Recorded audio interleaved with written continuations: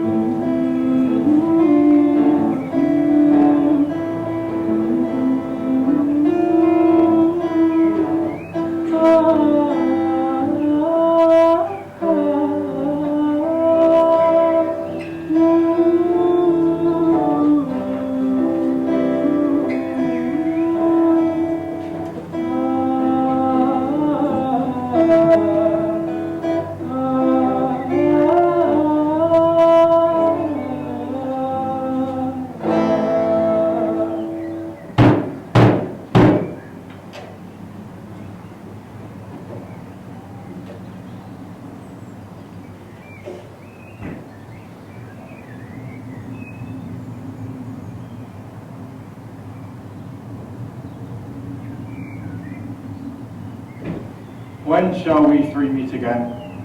In thunder, lightning, or in rain? When the hurdy-burdy's done, and the battle's lost and won. That will be ere the set of sun. Where the place? Upon the heath, there to meet Macbeth. And on. Fair is foul, and foul is fair. Hover through the fog and filthy air.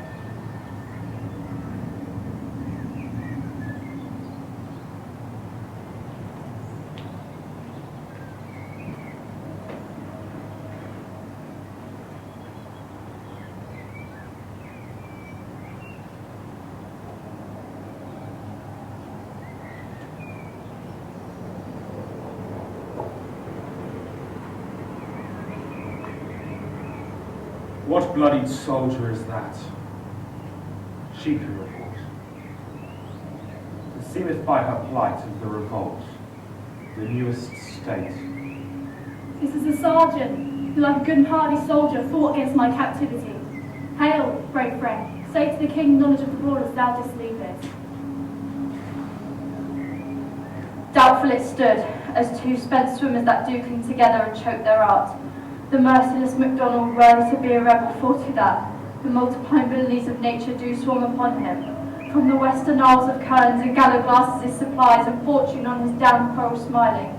Showed like a rebel's whore, but all's too weak for brave Macbeth, for she deserves that name, disdaining fortune with her brandished steel, which smote with bloody execution, till valor's minion carved out her passage, but he never shook hands nor bade farewell to him, till he unsheathed him from the naves of the chaps and fixed his head upon our battlements. Valiant cousin, worthy sergeant, As whence the sun gins his reflection, shipwrecking storms and direful thunders break, as from when that spring whence comfort seemed to come, discomfort swells. Mark, King of Scotland, mark, no sooner justice hath the valored arms compelled these skipping curs to trust their heels, than away and Lord surveying vantage had refurbished arms and new supplies of men, began afresh assaults. dismayed not this, our captains Macbeth and Banquo. Yes, as sparrows, eagles, or hare the line, if I say sooth, I must report they were, as cannons overcharged with cracks, so they doubly redoubled strokes upon the foe, except they meant to bathe in reeking wounds, or memorize another Golgotha. I cannot tell, but I am faint. My gashes cry for help. Farewell, thy wounds become thee as thy words. They reek of honour both. Go get her, surgeons. Who comes here? Worthy Thane of Ross. Whence camest thou, worthy thing? God save the king. What haste looks through his eyes in which he does speak things strange? From Fife, great king, where Norwegian banners flout the sky and fan our people cold.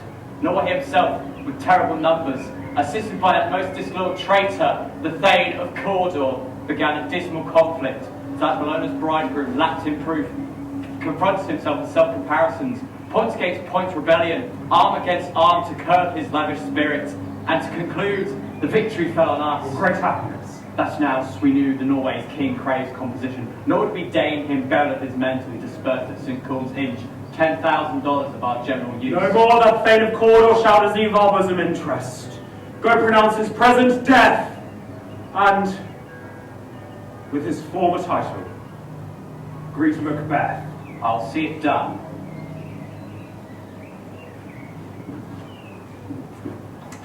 What he hath lost, noble Macbeth hath won.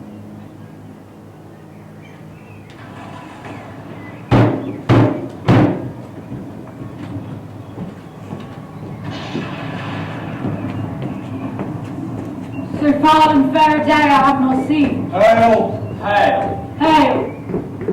What are these? I look not like inhabitants of the earth, yet won it. Live you, or you ought to a man may question. Speak, if you can. What are you? All hail Macbeth, hail to thee, Thane of Glass. All hail Macbeth, hail to thee, Thane of Cawdor. Or hail Macbeth, thou shalt be king hereafter. Good sir, why do you start and seem to fear things that do sound so fair? In the name of truth, are ye fantastical, or that indeed which outwardly ye show? My noble partner, you greet with present grace and great prediction of noble happiness and of royal hope that she seems to have through all. To me, you speak not. If you could look into the seeds of time and say which way will grow and which will not, speak then to me. You neither beg nor fear your favours, nor your hate. Hail! Hail! Hail! Lesser than Macbeth, and greater. Not so happy, yet much happier. Thou shalt get king, so there be none. So all hail Macbeth and Banquo. Banquo and Macbeth, all hail. Stay! You imperfect speakers, tell me more. By Simon's death I know I am the Thane of Glass, but how is Cawdor? The Thane of Cawdor lives, a prosperous gentleman, and to be king stands not within the prospect of belief, no more than to be Cawdor. Say from whence you owe this strange intelligence, or why upon this blasted heath you stop our way with such prophetic greeting. Speak, I charge you. The earth has bubbles, as the water has, and these are of them. River, have they vanished? Into the air, and what seemed corporal melted as ran into the wind. But they had stayed. Such things here as we do speak about. Have we eaten one insane brute that takes a recent prisoner? Your children shall be kings. You shall be king. And Thane of Cawdor too, weren't it not so? To the South Centurion words. Who's there? The king hath happily received, Macbeth, the news of thy success. As thick as hail, come post with post, and everyone did bear thy praises in their kingdom's great defence and fought them down before her. We are sent to give thee from our royal master thanks, only to hurry thee into their sight, not pay thee. And for an earnest of great honour, they bade me call thee Thane of Cawdor, most worthy Thane, for it is thine. What? Can the damage be true? If the Thane of Cawdor lives, why do you dress me in borrowed robes? Because the Thane lives yet, but under heavy judgment bears that life which he deserves to lose. He was combined with those of Norway or this line, the rebel, with hidden help and vantage, or with both. He laboured in his country's wreck. I know not, but treason's capital confessed and proved have overthrown him. Thanks for your pains. Glance. Thane of Cawdor, the greatest is behind. Do you not hope your children shall be kings when those that gave the Thane of Cawdor to me promised no less to them? I trusted homeward to King you wanted the crown. Besides the Thane of Cawdor, which is strange and oftentimes win us to our harm.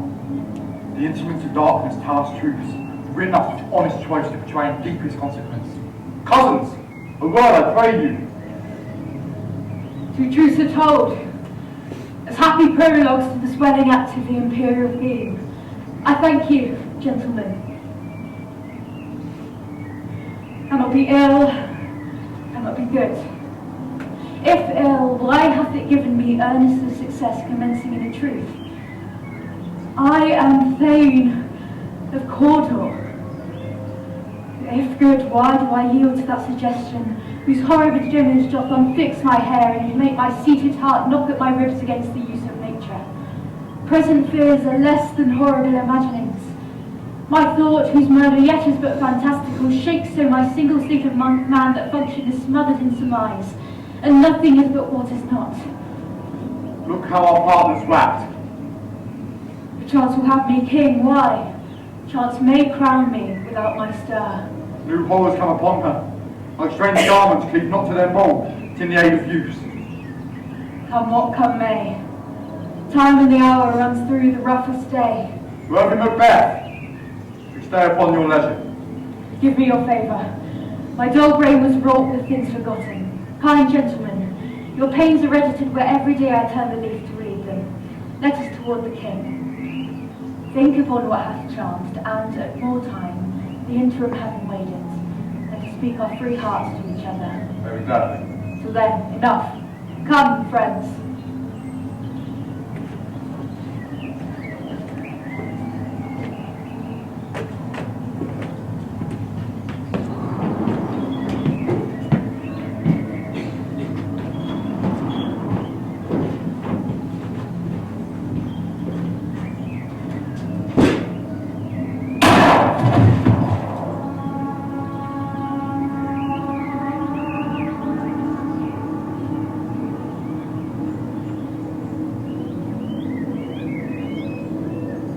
Execution done on Cawdor, and those in commission not yet returned.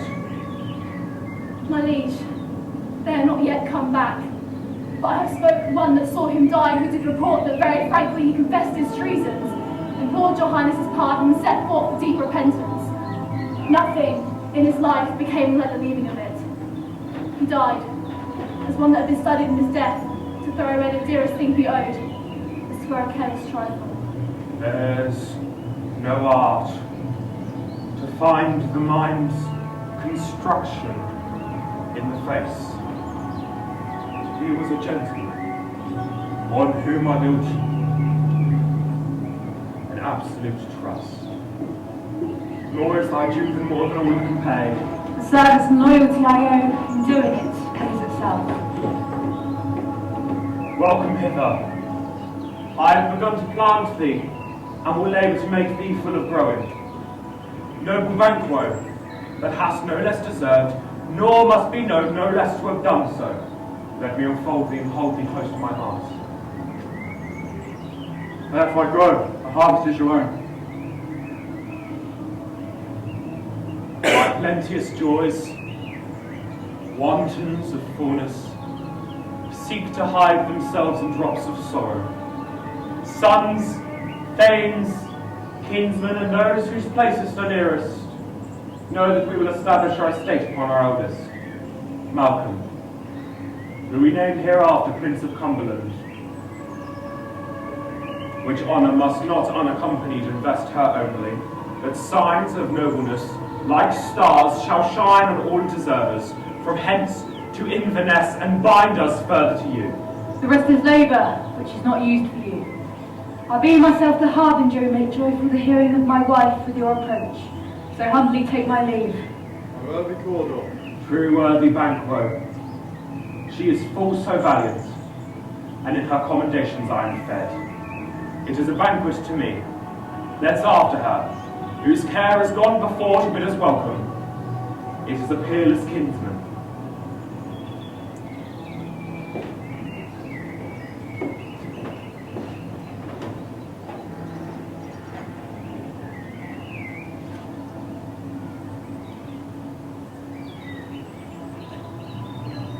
The Prince of Cumberland. That is a step on which I must fall down, or else I will leap, for in my way it lies. Stars, hide your fires. Let not light see my black and deep desires.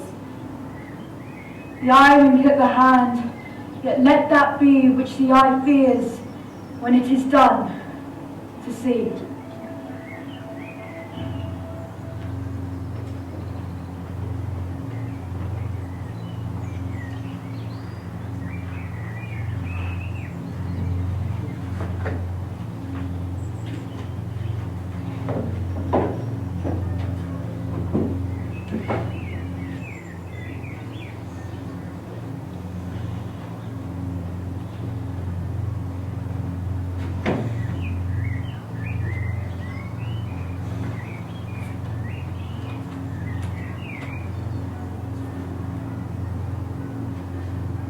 They met me in the day of success, and I have learnt by the perfectest report that they have more in them than mortal knowledge. When I burnt in desire to question them further, they made themselves air into which they vanished. Whilst I stood wrapped in the wonder of it, came missives from the king, who all hailed me Thane of Cawdor. By which title before, these weird creatures saluted me and referred me to the coming on of time with Hail King that shalt be. This had I thought good to deliver thee, my dearest partner of greatness, that thou mightest not lose the dues of rejoicing by being too ignorant of what greatness is promised thee.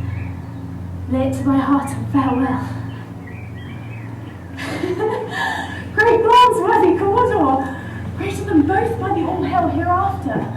Thy letters have transported me beyond this ignorant present, and I feel now the future in the instant. My dearest love, Duncan comes here tonight. And the wind goes hence. Tomorrow, as they purpose. Never shall the sun that more see your face, my Thane. It is a book where men may read strange matters. To beguile the time, look like the time. Bear welcome in your eye. Your hand, your tongue, look like the innocent flower, but be the serpent under it. Great glance thou art, and Cawdor that shalt be are what thou promised. Yet do I fear thy nature. It is too full of the milk of human kindness to catch the nearest way.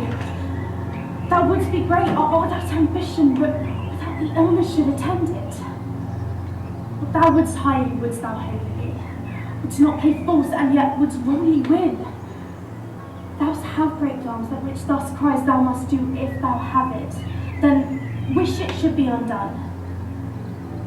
Hear thee hither, that I may pour my spirits into thine ear, and chastise against the valour of my tongue all that impedes me from the golden realms that fate and metaphysical aid does seem to have thee crowned with all. He that is coming must be provided for, and you shall put this night's great business into my dispatch.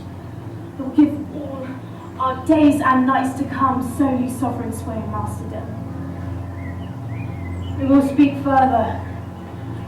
Only look up clear. To alter favour ever is to fear. Leave all the rest to me.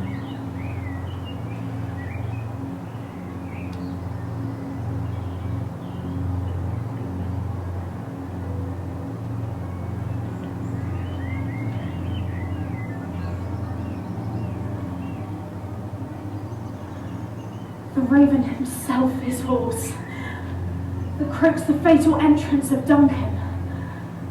Under my battlements, come you spirits that tend on mortal thoughts, unsex me here and fill me from the ground to the toe top full of direst cruelty. Make thick my blood and stop up the access and passage to remorse that no compunctious visiting shake my fell purpose, nor keep peace between the effect and it. Come, thick night, and pow thee to the dullest smoke of hell, that my keen knife not see the wound it makes, nor heaven peep through the blanket of the dark to cry, hold! Hold!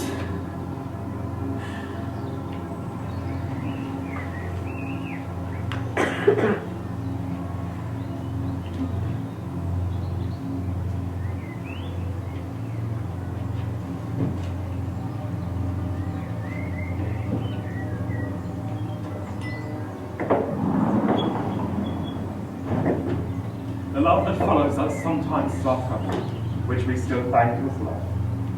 Fair and noble hostess, we are your guests tonight. All our service and every point twice done and then done double. We're poor and single business to contend against those deep and broad wherewith your majesty loads our house with those of deep and old dignities heaped up on them. We rest our hermits. Give me your hand. Conduct me to mine host, we love her highly, and shall continue our graces towards her. By your presence.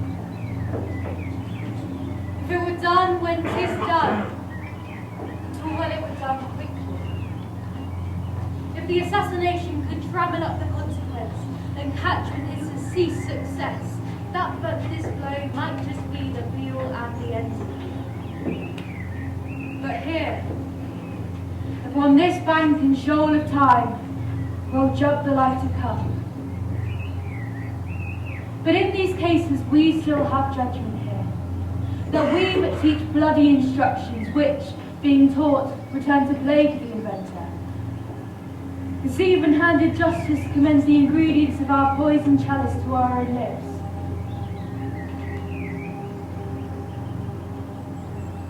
They're here in double trust. First, as I am their kinsman and their subject, strong both against the deed. Then, as their host, who should against the murderer shut the door, not bear the knife myself. Besides, this Duncan hath borne their faculties so unique, hath been so clear in their great office that their virtues will plead like angels, trumpet tongues against the deep damnation of their taking off. I'm pitied, like a naked, newborn babe striding the blast, or heaven's cherubim horsed upon the sightless couriers of the air, shall blow the horrid deed in every eye that tears shall drown the wind. I have no spur to prick the sides of my intent, but only vaulting ambition, which overleaps itself and falls on the other. How now, what news? He's almost supped. Why have you left the chamber? Have they asked for me? Well, no, you're not. He has. We will proceed no further in this business. They have honoured me of late, and I have got golden opinions from all sorts of people, which will be worn now in their newest gospel, not cast aside so soon. Was the hope drunk when you dressed yourself? Hath it slept since, and wakes it now to look so green and pale at what it did so freely? From this time such I account by love. Art thou afeard to act in thine own act of valour as thou art in desire, letting I dare not wait upon I would like a poor cat in the attic? Prithee, peace! I dare do all that may become a man, who dares do more is none. What beast was it then that made you break this enterprise to me? When you durst do it, then you were a man. And to be more than what you are, you would be so much more the man. Nor time and nor place did it hit, and yet you would make both. They have made themselves, and now their fitness doesn't make you. I have given suck, and I know how tender it is to love the babe that milks me. But I would, while it was smiling in my face, have plucked my nipple from its boneless gums and dashed its brains out. Have I sworn so as you have done to this?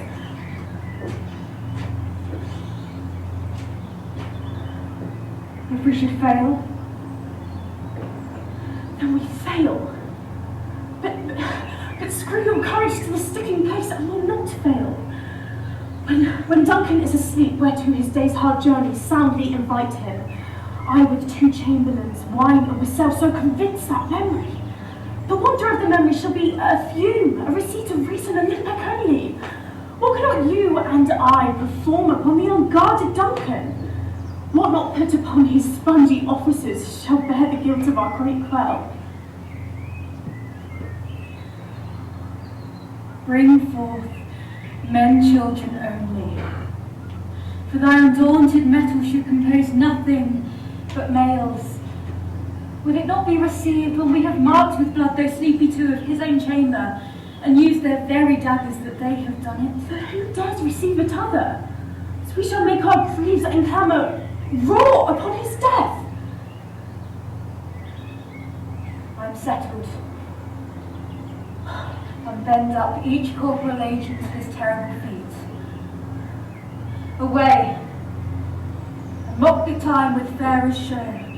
False face must hide what the false heart doth know.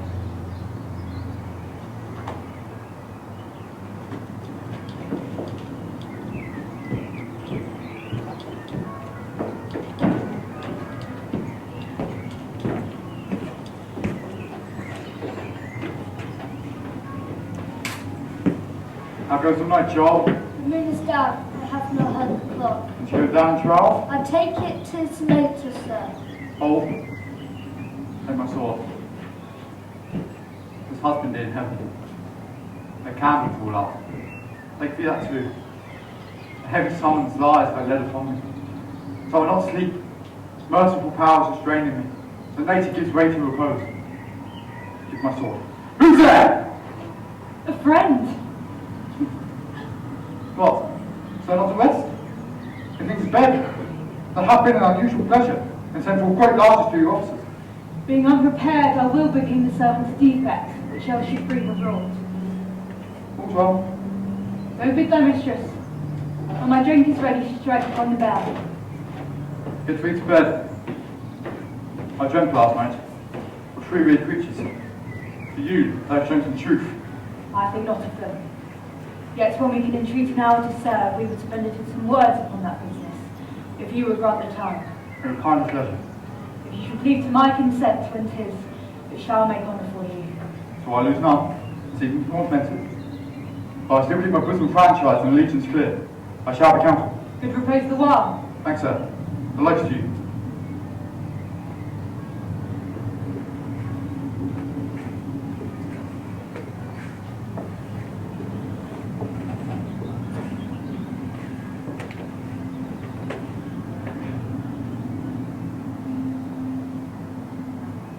Is this a dagger which I see before me? The handle towards my hand. Come, let me clutch thee. I have thee not, and yet I see thee still.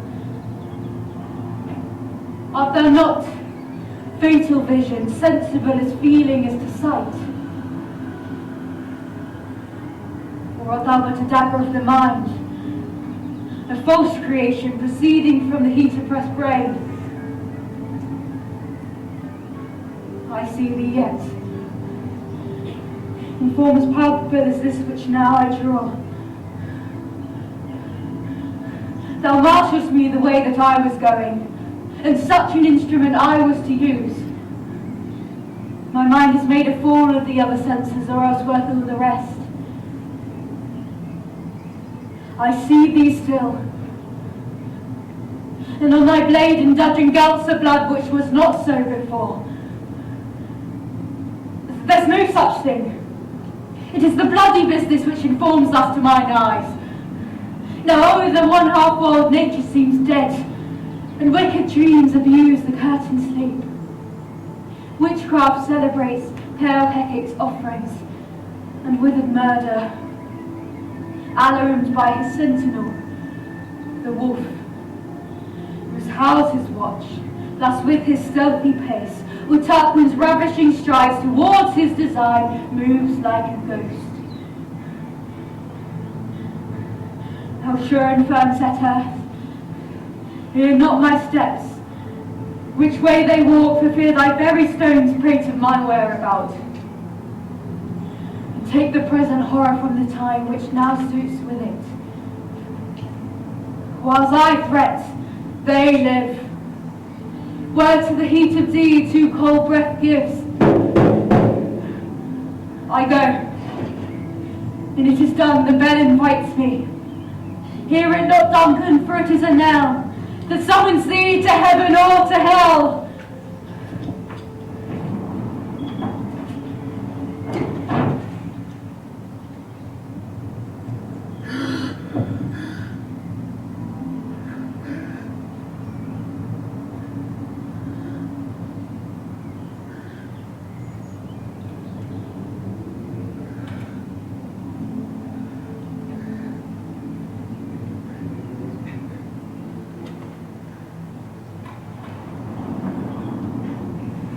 The which hath made them drunk hath made me bold. The which hath clenched them hath given me fire. Hark, peace. It was the owl that shrieked who gave the fatal bellman the service good night. He is about it. Who's there? What? Who? Alack, I'm afraid they have awakened and 'tis not done. The effect and not the deed confounds us. Hark, I lay their daggers ready. She could not miss them. Had she not resembled my father as he slept, I'd have done it. My wife? Oh, I've done the deed. Didst thou not hear a noise? I heard the owl scream and the crickets cry. Did not you speak? When? Now. As I descended. Aye. Hark, who lies in the second chamber? Malcolm. This is a sorry sight. No, a foolish thought to say sorry sight. There's one did laugh in sleep, and one cried murder that they did wake each other. I stood and heard them, but they did say their prayers and addressed them again to sleep. There were two lodged together. One cried, God bless us, and amen the other, as they had seen me with these hangman's hands. Listening their fear, I could not say amen when they did say God bless us. Consider it not so deeply. But wherefore could not I pronounce amen? I had most need of blessing, and amen stuck in my throat. These deeds must not be thought, So after these ways they'll make us mad. Methought I heard a voice cry, sleep no more! Macbeth does murder sleep! The innocent sleep. Sleep that knits up the revelled sleep of air, the death of each day's life, sore labour's bath, balm of hurt mind, great nature's second course, chief nourisher in life's feast. What do you mean? Still it cried, sleep no more to all the house. Glamis hath murdered sleep, and therefore Caudle shall sleep no more, Macbeth shall sleep no more. Who was it that thus cried? Why you faint to unbed yourself of your noble strength to think so brain-sickly of things? Go, get some water and clean this filthy witness from your hands. Why did you bring these daggers from the place? They must lie there. Go smear the sleepy grooms with blood. I'll go no more. I am afraid to think of what I have done. Look on again, I dare not. Fun of purpose. Give me the daggers. The sleeping and the dead are but his pictures. 'Tis the eye of childhood who fears the painted devil. If he do bleed, I'll gild the grooves with your foot, for it must seem their guilt. What is that knocking? Thou wast with me when every noise appalls me. What hands are here? Ah, they pluck up mine eyes. When all great Neptune's ocean washes blood clean from my hand. No, this my hand will rub the multitude in the season incarnate in, making the green one red.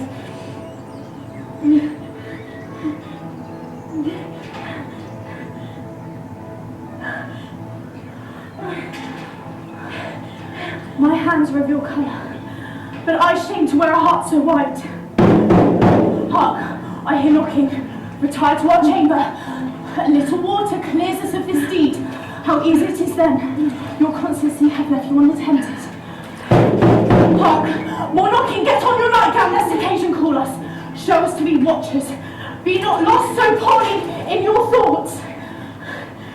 Though my deeds were best not know myself. Winged uncle with thy knocking, I would thou couldst.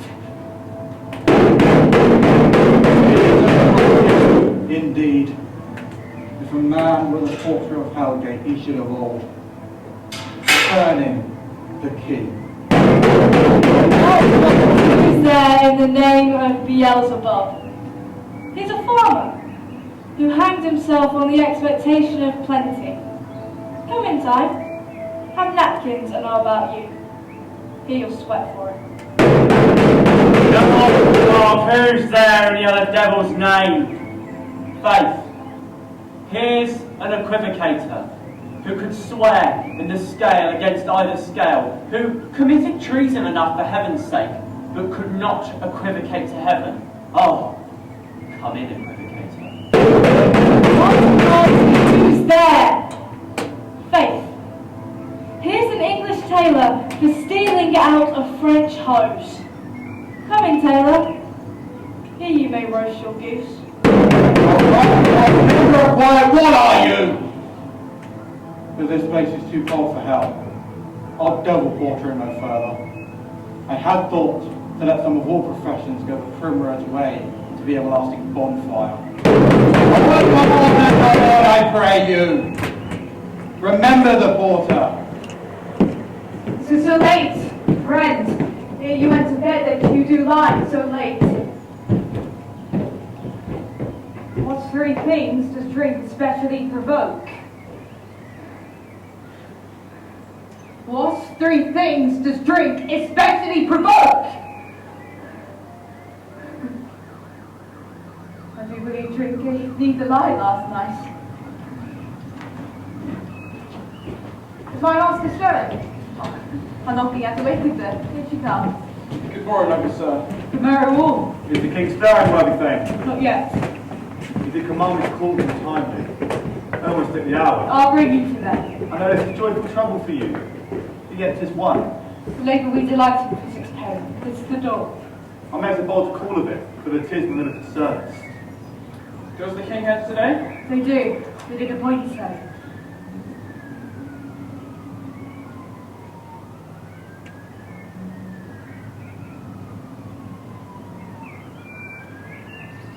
The night has been unruly. Where we lay, our chimneys were blown down, and, as they say, lamentings heard in the air.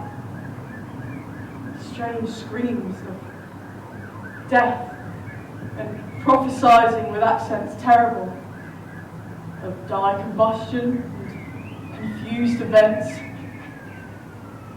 new hatch to the woeful time. The obscure bird clamoured the livelong night, and some say the earth was feverish and did shake. Aye, it was a rough night. My young remembrance cannot parallel a fellow to it. Oh, horror! Horror! Horror! Tongue nor heart cannot conceive or name thee. What's the matter? Confusion hath made its masterpiece. Most sacrilegious murder hath brought from the Lord's anointed temple, and stole hence the life of the building. What did you say, the life? Meet you, His Majesty. Approach the chamber, and destroy your sight of the new Gorgon. Do not make me to speak. See and then speak yourselves. Awake! Awake! Ring the alarm bell! Murder, treason! Malcolm! Banquo! Sing off in drowny sleep, and death's counterfeit, and the gulf of death itself! Up and see the great doom's image! As from your graves, rise up and walk like this bright to consequence this horror! By the drum! What's the business? Such a hideous trumpet calls to parley the secrets of the house. Speak! Speak! Gentle lady, it is not for you to hear what I speak. The repetition in a woman's ear would murder as it fell. Oh, Banquo! Banquo! Our royal masters, murdered. What, alas, in our house? Too cruel anywhere. Get off! I previously contradict myself and say it's not so. If I had died but an hour before this chance, I had lived a blessed time. For from this instant there's nothing serious, immortality. All is but toys. Renown and grace is dead. The wine of life is drawn, and the mere lease is left this vault to brag of. What is amiss? You are, and do not note. The spring, the head, the fountain of your blood is stopped. The very source of it is stopped. The royal father's been murdered. Oh. By who? Those of this chamber had seen it done it. The hands and faces were abashed with blood. So were the daggers, which unwiped we tumbled up on their pillows.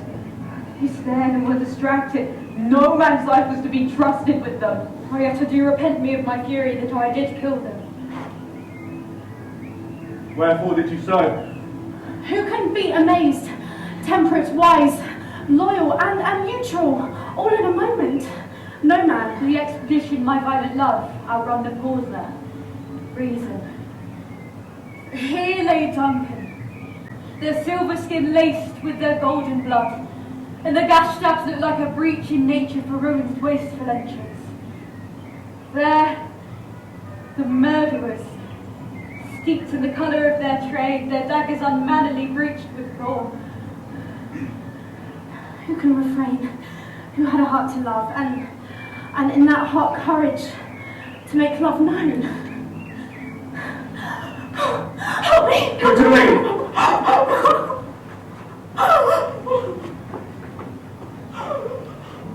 But when our naked frailties hid, the suffering exposure, let us meet and discuss this most bloody piece of work to no further. Fears and scruples shake us. It's in the great hand of God I stand and vents of unnoble pretense, to fight of treasonous malice. So do I. So all. Let's briefly put on manly readiness and meet in the hall together. Well tenanted.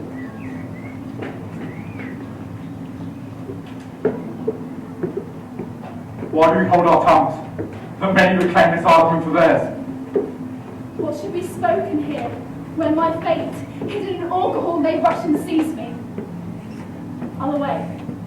My tears are not yet brewed, nor my strong sorrow upon the foot of motion. What will you do? I'll not consort with them. To show an unfelt sorrow is an office which the false man does easy. I'll to England, where this murderous shaft that shot hath not yet lighted, and the safest way is to avoid the aim. But shift away was warrant in that faith, which stirs itself where there's no mercy left.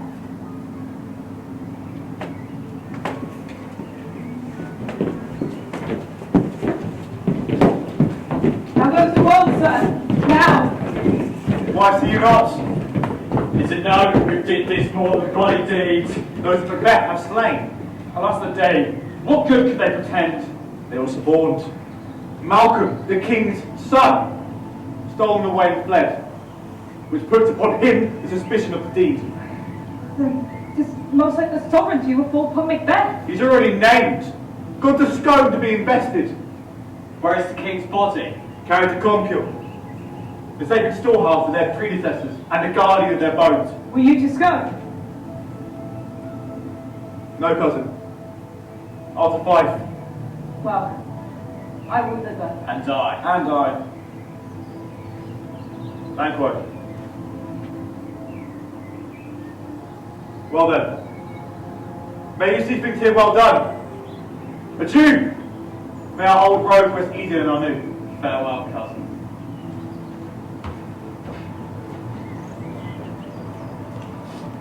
God's venison go with you.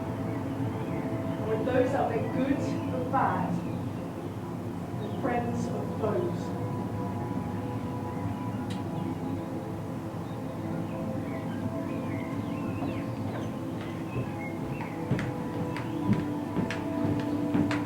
I have seen hours dreadful and things strange, but this sore night hath trifled for mine eyes. Ah, good Father, I see the heavens as troubled by man's act threaten this bloody stage. By the clock, 'tis day, and yet dark night strangles the travelling lamp. Is night's predominance or the day's shame?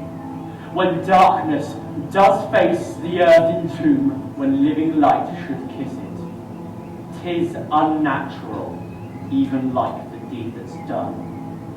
On Tuesday last, a falcon, towering in her pride of place, was by a mousing owl, hawked at kill. And the king's horses, a thing most strange and certain, beauteous and swift, the minions of their race, turned wild in nature. Broke out their stalls, contending against obedience, as though they would make war with mankind. 'Tis said they eat each other.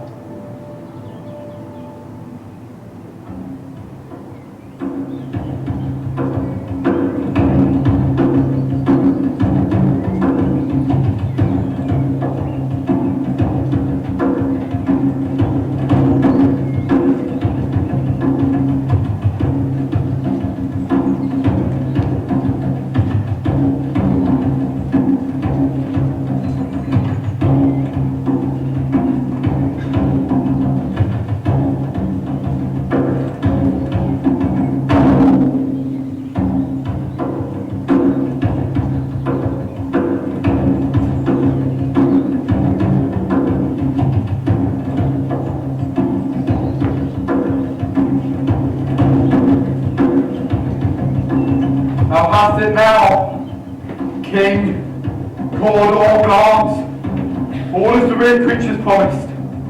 But I fear thou madest most foully fought.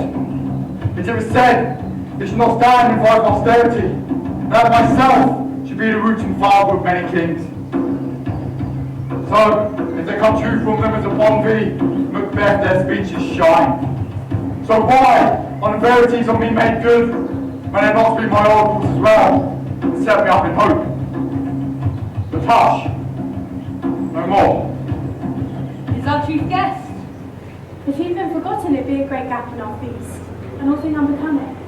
Tonight we hold a solemn supper, sir, and I'll request your presence. Let your highness command upon me, for my duties and most indissoluble tie forever knit. Ride you this afternoon? Aye, my good lord. We should have both desired your good advice. It hath been both grave and prosperous in this day's council. It will take tomorrow. Is it fine to ride? As far, my lord, as fill up time. Tricks and supper. Go not to my horse, the better. I must become a borrower of the night, for a dark hour will train. Oh, well, fail not our feast. My lord, I will not. We hear our bloody cousins are bestowed upon England, not confessing their cruel parasite, filling their hearers with strange invention. But of that tomorrow, when there will be wish of cause of state, great must judge thee. Adieu, till you return at night.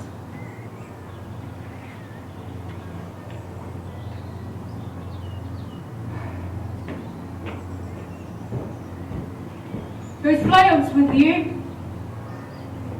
Aye, my good lord. Our time is called upon us. To be thus is nothing, but to be safely thus. Our fears in Banquo stick deep, and in his royalty of nature reigns that which would be feared. 'Tis much he dares, and to that dauntless temper of his, he does have a wisdom that does guide his valour to act in safety. There is none but he whose being I do fear, and under him my genius is rebuked. As it is said, Mark Antony's was by Caesar. He chid the creatures when first they put the name of king upon me, and bade them speak to him. Then, prophet-like, they held him father to a line of kings. Upon my head they placed a fruitless crown, and put a barren sceptre in my grape. Thence to be wrenched with an unlineal hand, no son of mine succeeding. It be so, for Banquo's issue have I filed my mind. For them the gracious Duncan have I murdered, put rancors in the vessel of my peace only for them, and mine eternal jewel given to the common enemy of man to make them kings, the seed of Banquo pigs. Rather than so, come fate into the list and champion me to the utterance.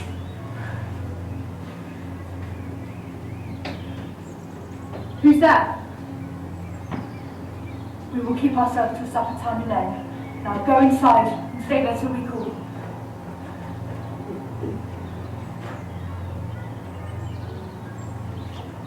Was it not yesterday we spoke together? It was, it pleased your highness. Well then, now, if you consider that my speeches, know that it was he in times past which held you so under fortune, which you had thought had been our innocent self.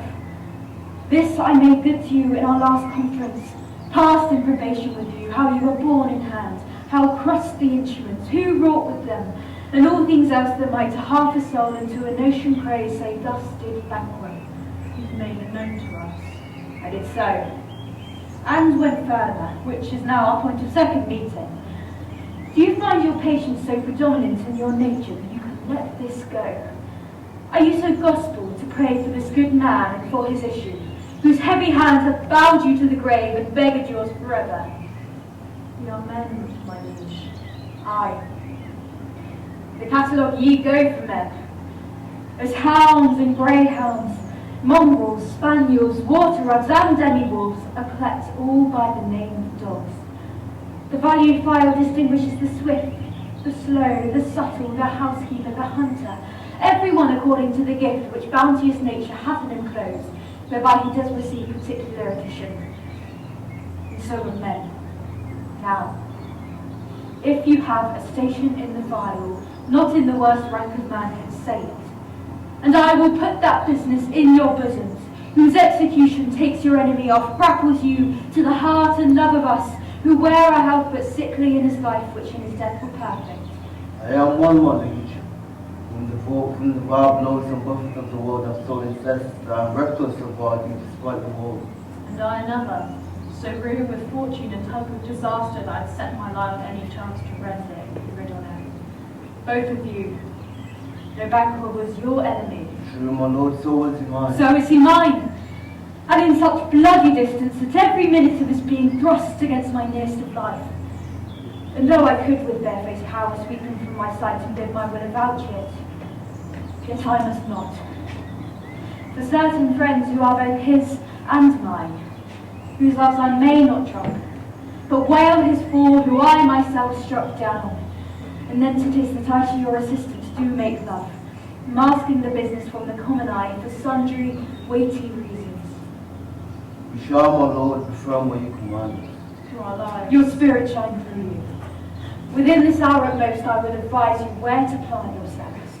Acquaint you with the perfect spy the time for the moment on, for it must be done tonight.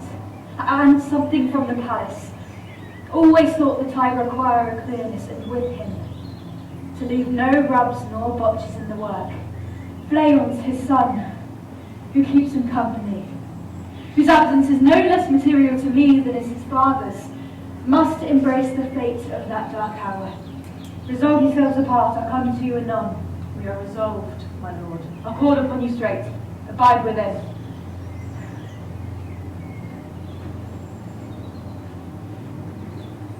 It is concluded.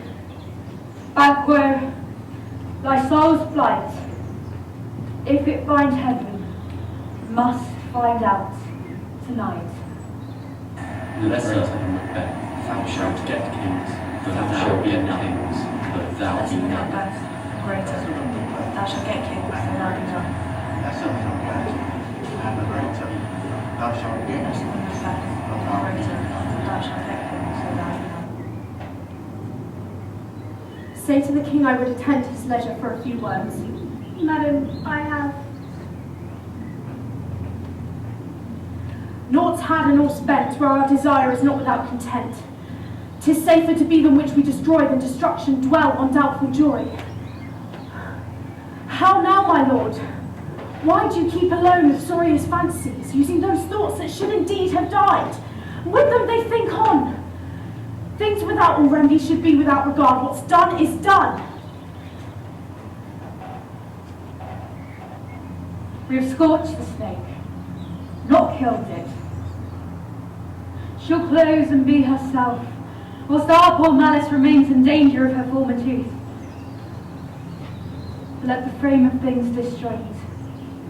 Both the world suffer, ere we will eat our meals in fear and sleep in the affliction of these terrible dreams that shake us nightly.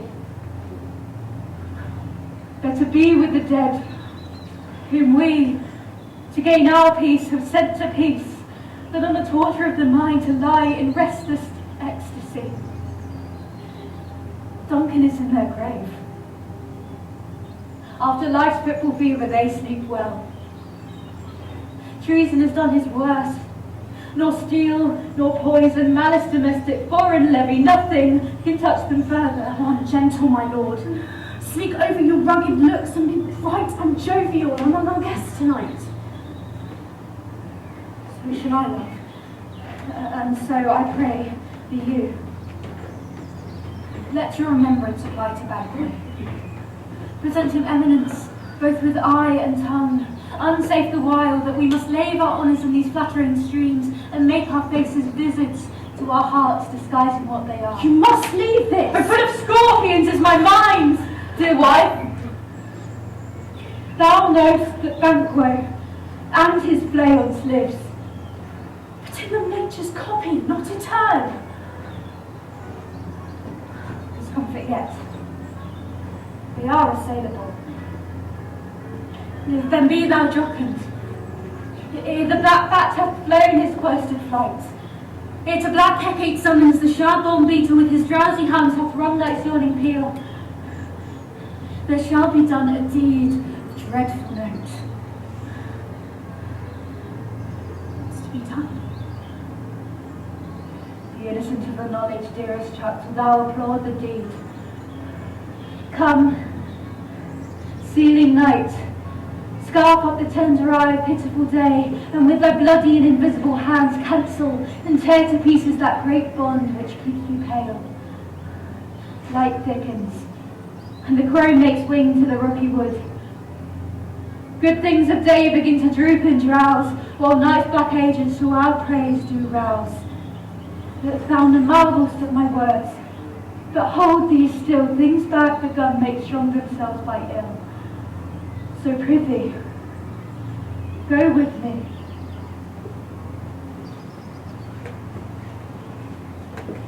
The west yet glimmers with some streets today, and spurs a later traveller apace, to gain the timely in and near approaches the subject of our watch. Do us a light there, Hark. I hear them. 'Tis he, the rest that are within the note of expectation are already in the court. It's what's it all all about? So you're all men. I light. Titchfield. Stand to it. Looks like rain tonight. Let it come down.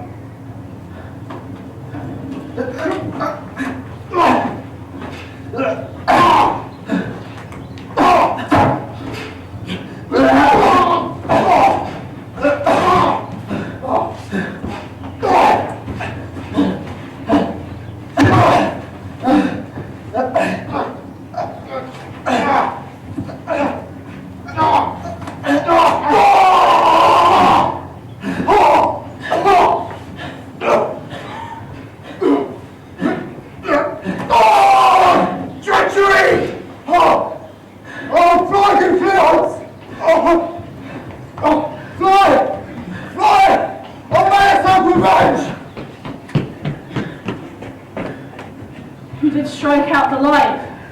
Was not the way. The sun has fled. We've lost the best half of our affair.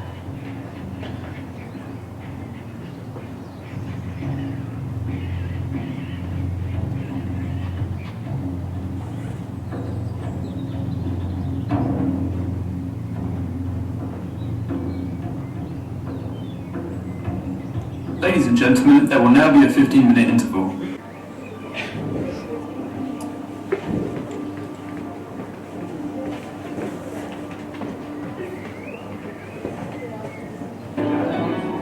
Half of the Tragedy of Macbeth is about to begin. Please take your seats.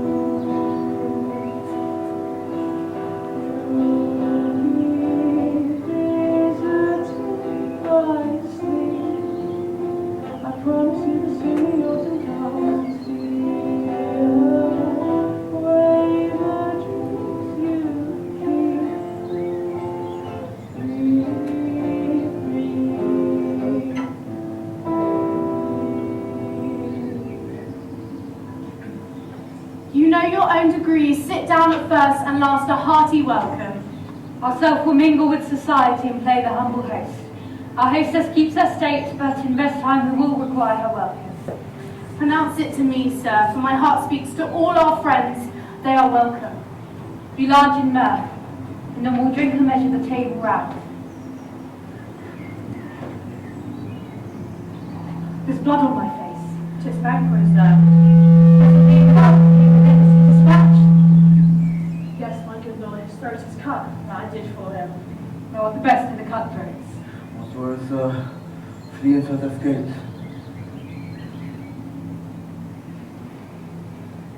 Then comes my foot again. I had asked for perfect, whole as the marble, founded as the rock, as broad and general as the casing air, but now I am cabined, cribbed, confined, bound into saucy doubts and fears. But Banquo's safe. Yes, he lies in a ditch with 20 trench gashes to his head. Leaves to death to nature. Thanks for that. Get thee gone, we'll hear ourselves again. My worthy lord, your noble friends do lack you. The feast is sold and often vouched while 'tis a-making. 'Tis given with welcome to feed where best at home.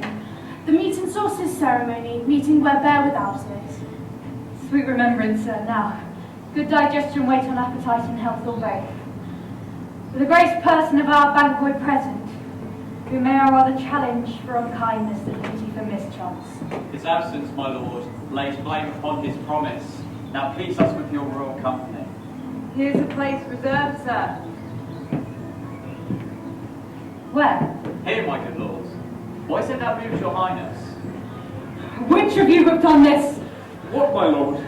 Thou canst not say I did it, never shake thy glory looks at me! Gentlemen, rise! Her highness is not well. Sit, worthy friends, my lord is often thus and hath been since his youth. Pray you keep seat, the fit is momentary. I had a thought he will be well again. If you shall note him, you shall offend him and extend his passion. Feed and regard him not. Are you a man? I am a bold one that dare look on that which might appall the devil. Oh, proper stuff. This is the very painting of your fear. This is the air drawn dagger which you said led you to Duncan. What flaws and starts impostors to true fear. Shall well become a woman's story at a winter's fire. Authorized by her grandam. Shame itself. Why do you make such faces when all is done? You look but on a stool. Really? See there, behold, look below. How say you? Why, what care I? If thou canst not speak to, if charnel houses and our graves must send those that we bury back, our monuments shall be the moors of kites. What kind of maddening folly! If I stand here, I saw him. Fie for shame. Blood hath been shed here now. In the olden time, a human statue purged the gentle wheel. Aye, and since too, man to perform too terrible for the end. The times have been that when the man would die, the brains around the man would die and there an end. But now they rise again with 20 mortal murders on their crowns and pushes from our stools. This is more strange than such a murder is. My noble lord, your worthy friends do lack you. I do forget. Do not muse at me, my most worthy friends. I have a strange infirmity which is nothing to those that know me. Come, love and health to all. Then I'll sit down. Give me some wine. Fill full. I drink to the general joy of the whole table. And to our dear friend Banquo, who we miss, would he were here. To all and him we thirst, and all to all.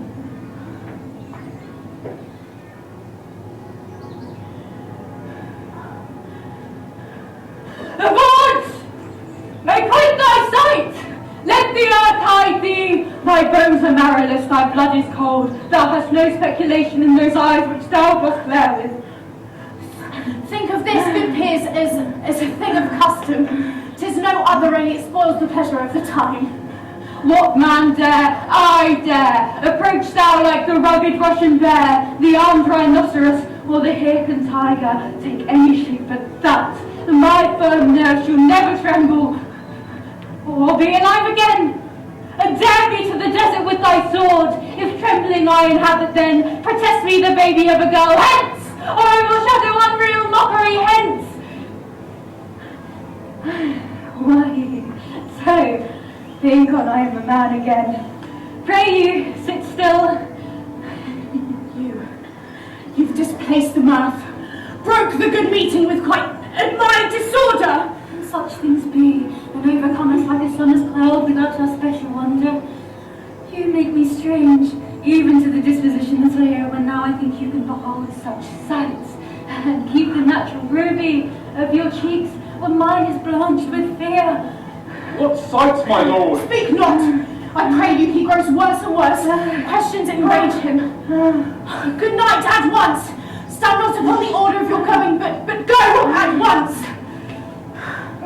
Good night, and better health. Attend Her Majesty. A kind good night to all.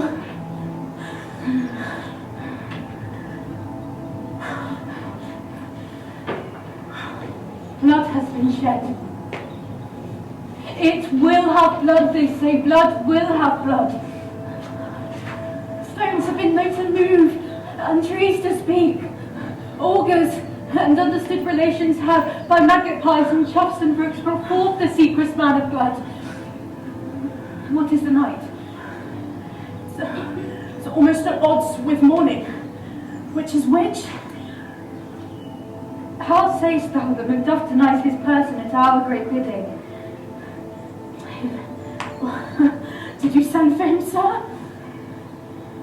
I hear it by the way. But I will send. There's not a one of them but in his house I keep a servant feed. I will tomorrow, and betimes I will to the weird creatures. More shall they speak, for now I am bent to know by the worst means, the worst. For mine own good all causes shall give way. I am in blood, stepped in so far that should I wade no more, returning were as tedious as go o'er. Strange things I have in head that will to hand, which must be apt to they may be scanned. You lack the seasonable natures, my lord. You must sleep. Come, off to sleep. My strange and self-abuse is the initiate fear that once hard use.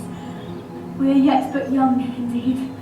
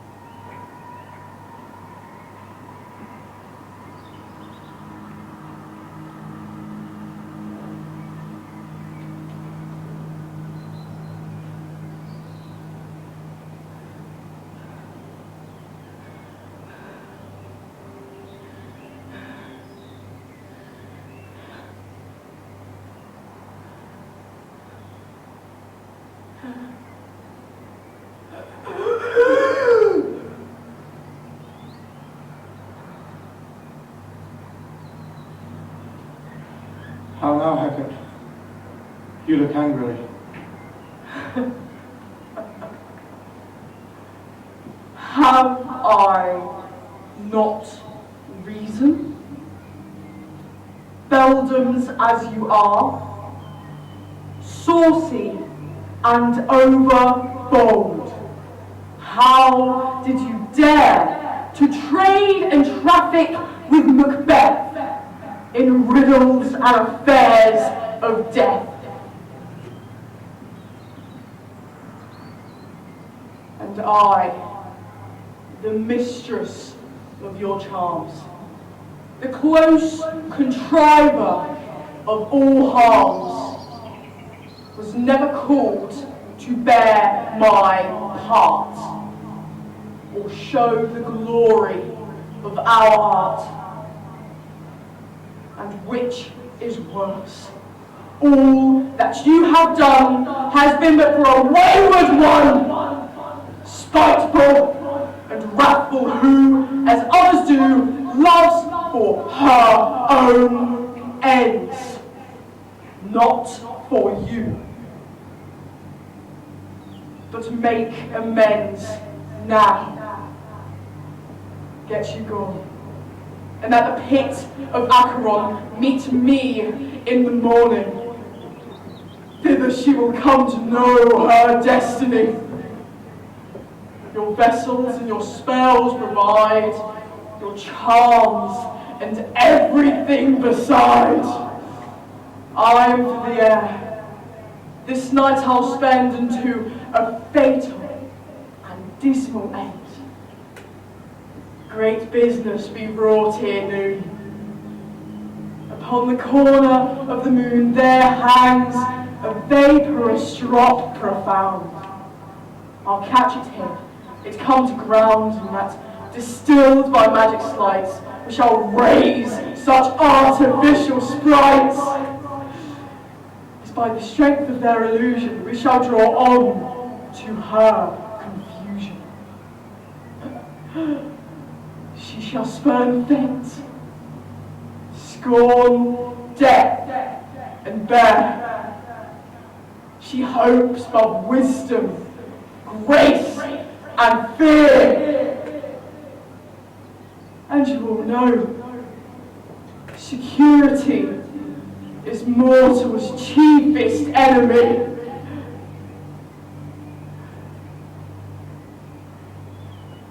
Come away, come away.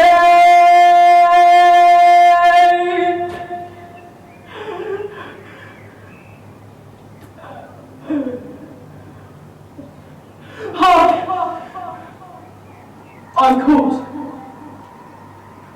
My little spirit, see, sits in a foggy cloud and stays for me.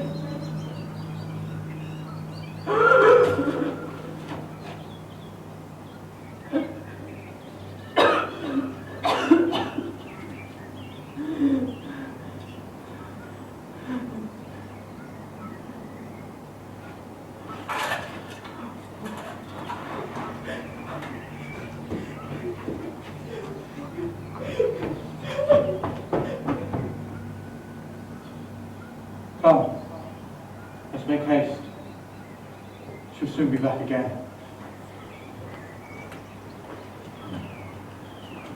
My former speeches have but habitual forms, which can interpret further only I say. Things have been strangely born. The gracious Duncan was pitied of Macbeth. Married, they were dead. And the right valiant Banquo walked too late. Whom, you may say, it pleased you.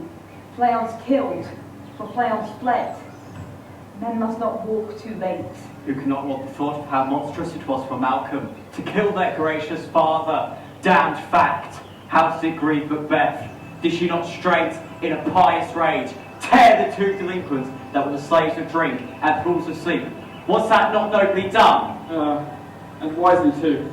It would have angered any heart alive to hear the man tonight, that I said want all things well.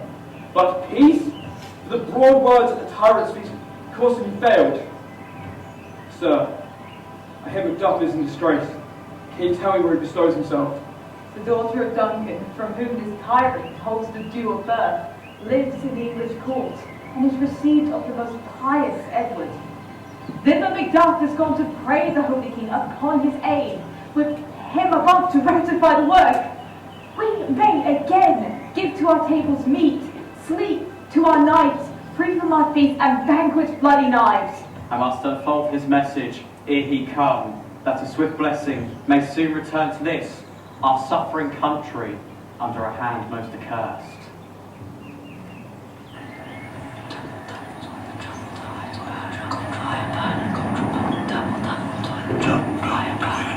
Fire burn and cauldron bubble, toil and trouble, fire burn and cauldron bubble, and trouble, fire burn and cauldron bubble.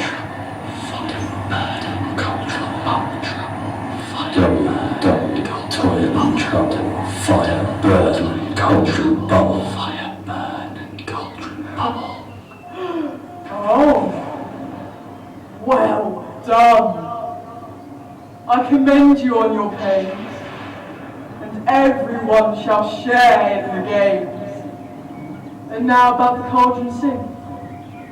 With elves and fairies in a ring, enchanting all that you put in.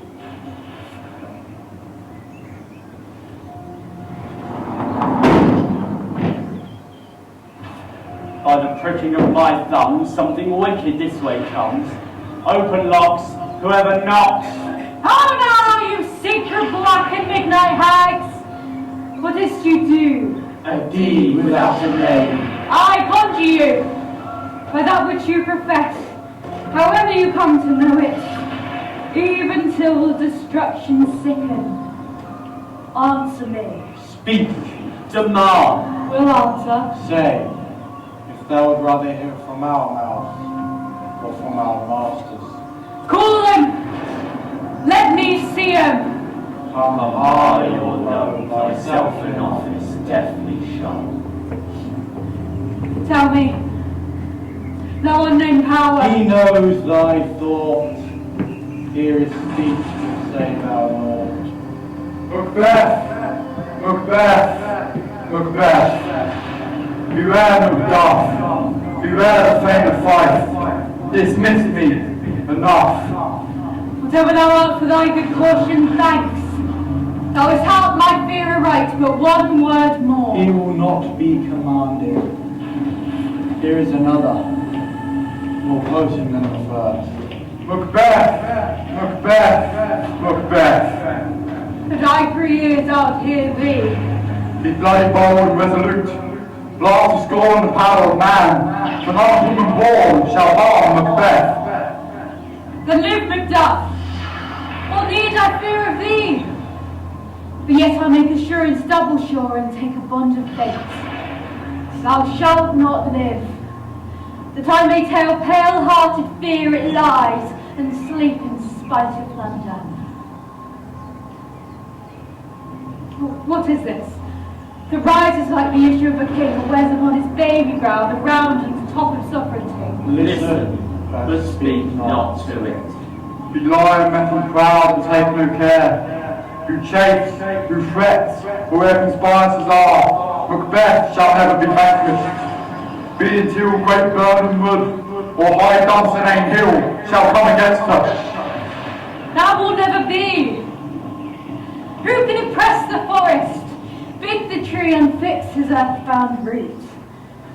Sweet bodements, goods, rebellion's head, rise never till the wood of Burnham rise, and our high-placed Macbeth shall live the lease of nature, paying his breath to time and mortal custom. Yet my heart throbs to know one thing. Tell me, if your art can tell so much, shall banquos issue whether reign in this kingdom? Seek to know no more. I will be satisfied. Deny me this, and an eternal curse fall on you. Let me know. Why sinks that cauldron? And what noise is this? Show. Show. Show. Show His eyes and breathe his heart. Come like shadows, so depart. Thou art too like the spirit of Bagbo down. Thy crown does sear mine eyes, and thy hair, thy other gold-bound brow is like the first. A third is like the former. Filthy hags! Why do you show me this? A fourth, the star's eyes. What will the line stretch out to the crack of doom? Another yet. A seventh. I'll see no more. And yet the eighth appears, who bears a glass which shows me many more. And some I see that twofold balls and treble sceptres carry. Horrible sight! Now I see 'tis true. For the blood-bolted Banquo smiles upon me and points to them for his.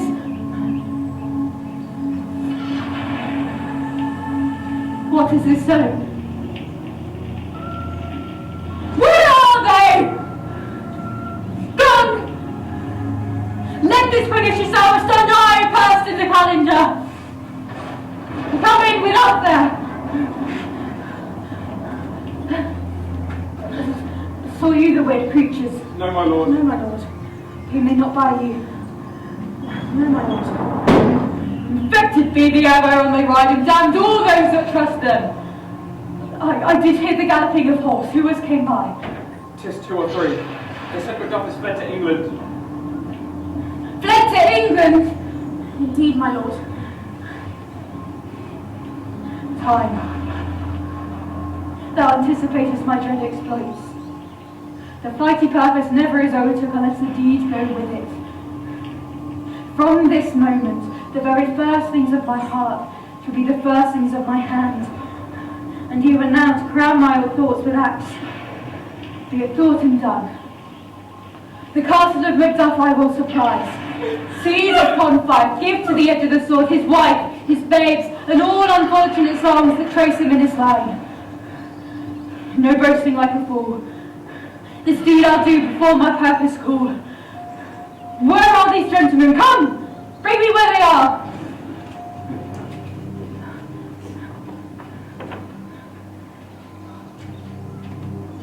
What have you done to make him fly the land? You must have patience, madam. He had none. His flight was madness. When our actions do not, our fears do make us traitors. You know not whether it was his wisdom or his fear. Wisdom. To leave his wife, to leave his babes, his mansion and his titles in a place from whence himself does fly. He loves us not. He wants the natural touch. The poor wren, the most diminutive of birds, will fight her young ones in her nest against the owl. All is the fear, and nothing is the love. As little is the wisdom. When flight so runs against all reason. My dearest cousin, I pray you educate yourself. For your husband, he is noble, wise, judicious, and best knows the fits of the season. I dare not speak much further, but cruel are the times when we are traitors and do not know it. For we hold root from what we fear, but know not what we fear. We float upon a wild and violent sea, each way and move. I take my leave of you. It won't be soon that I'll be back here again. Things will cease for us to climb upwards to what they once were before. My cousin, blessing upon you. Fathered they are. And yet they are fatherless. I am so much the fool. If I were staying longer, it'd be of my disgrace and your discomfort. I take my leave at once.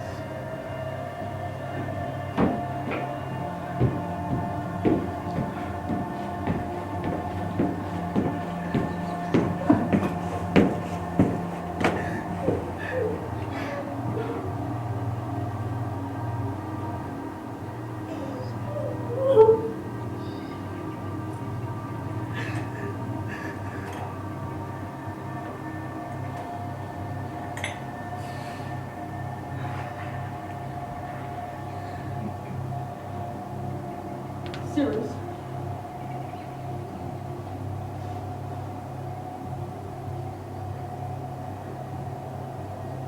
Your father is dead. And what will you do now? How you live? As birds do, mother. What? With the worms, the flies. With what I get, I mean, and so do they.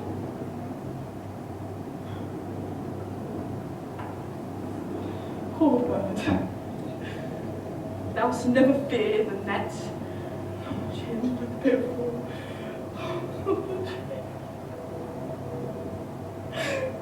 But why should I, mother?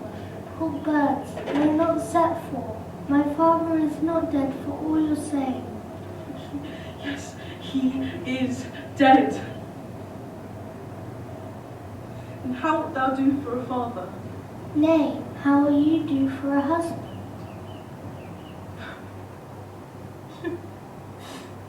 Why, I can buy me 20 at any market. Then you'll buy him to sell again.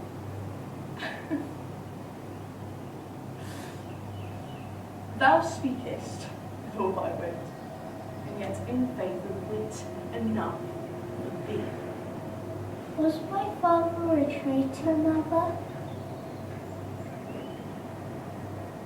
Aye, that he was.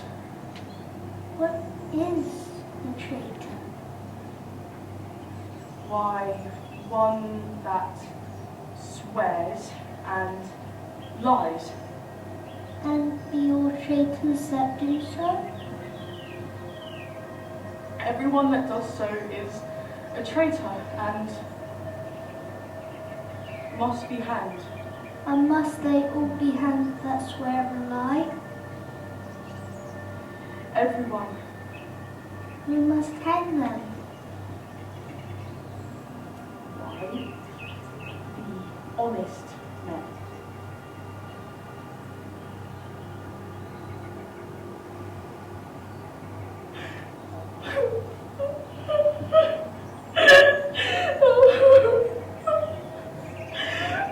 Now God help thee, my poor baby. Now how wilt thou do for a father? Quick, be not found here. Hence your little ones. Heaven preserve you. Whither should I fly? I've done no harm. I remember now. I'm in this earthly world where to do harm is often laudable, and to do good sometimes accounted dangerous folly. Why then, alas, do I put up that womanly defence to say that I have done no harm?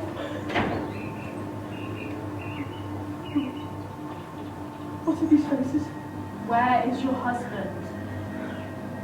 I hope in no place so unsanctified, where such as thou mayst find him. He's a traitor. Thou liest, Pasha!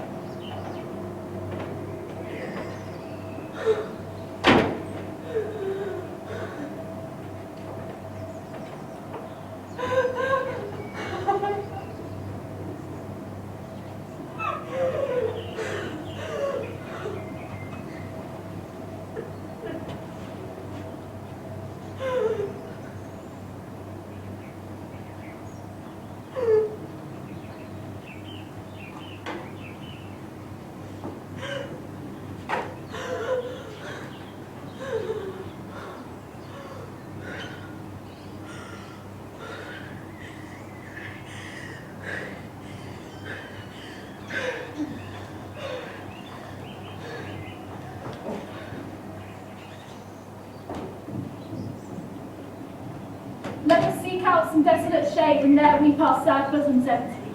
Let us rather hold fast the mortal sword, and like good men bestride our own downs as birth them. Each new morn, new windows howl, new orphans cry, new sorrows strike heaven on the face, as it resounds as it fell to Scotland, and yield out at the syllable of Dulham. This tyrant, whose sole name was blistered upon our tongues, was once thought honest. You have loved him well, but he hath not touched you yet. I am young, but something may deserve him through me, and wisdom to offer up a weak, poor, innocent lamb to appease an angry God. I am not treacherous. But Macbeth is. A good and virtuous nature may recall an imperial charge, but I shall crave your pardon. Why you are which my thoughts cannot transpose. I've lost my hopes. Perchance, even there where I did find my doubts, why in that rawness you left your wife and child? Those precious motives, those strong knots of love without leave taking. Bleed, bleed, poor country. Great tyranny! Lay down thy base ashore. For goodness dare not check thee, where are thy wrongs? The title is a fid. Fid thee well, Lord. I shall not be the villain that shall think this in the whole space of the tyrant's guards, and the rich east to boot. Be ye not offended, I think our country sinks beneath the yoke. It weeps, it bleeds, and each new day a gash added to her wounds. I think withal there will be hands uplifted in my right, and here from gracious England have I offer of goodly thousands. But for all of this, if I should tread upon the tyrant's head or wear it upon my sword, my poor country shall have more vices than it had before. More supper and more sauntery ways than ever by him that shall succeed. Where should he be? It is myself I know, and whom I know, and all particulars of vice so grafted, that when they shall be opened, down the bench shall seem as pure snow. What in the legions of horrid hell can be a devil more damned than evil to top Macbeth? I grant him bloody, luxurious, avaricious, false, deceitful, sudden, malicious, smacking of every sin that has a name. But there is no bottom, none. In my voluptuousness, your wives, your children, your matrons, your maids cannot fill up the cistern of my lust. Better than Macbeth in such a one to reign. Boundless intemperance in nature is a tyranny. It hath been the untimely emptying of the happy throne, and the fall of many kings. Yet do not fear to take upon you what is yours. You may convey your pleasures in a space of plenty, and yet seem so cold, the time you may so hoodwink. We have willing dames enough, that cannot be the vulture in you. The devil so many, as it all greatness dedicate themselves, finding it so inclined.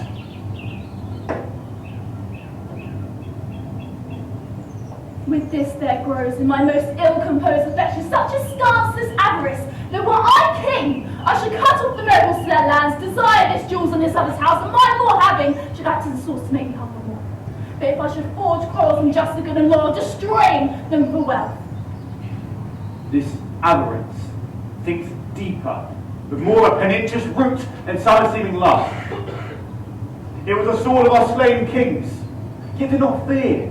Scotland have poison to fill up your will, of your mere own, and all others portable and other graces weighed. But I have none. The king becoming graces, as justice, verity, temperance, stableness, bounty, perseverance, mercy, loneliness, I have no relish of them. But found in the division of each several crime, acting in many ways. Nay, I have power. I should pour the sweet milk of concord into hell. I rule the universal peace, confound the unity on earth. Scotland, Scotland! If such an one be fit to govern, speak. I am as I have spoken. Fit to govern? No, not to live. Our nation miserable, the untitled tyrant bloody sceptred. When shall thou see those wholesome days again? Which stands the indication of the trust issue of the blasphemous breed.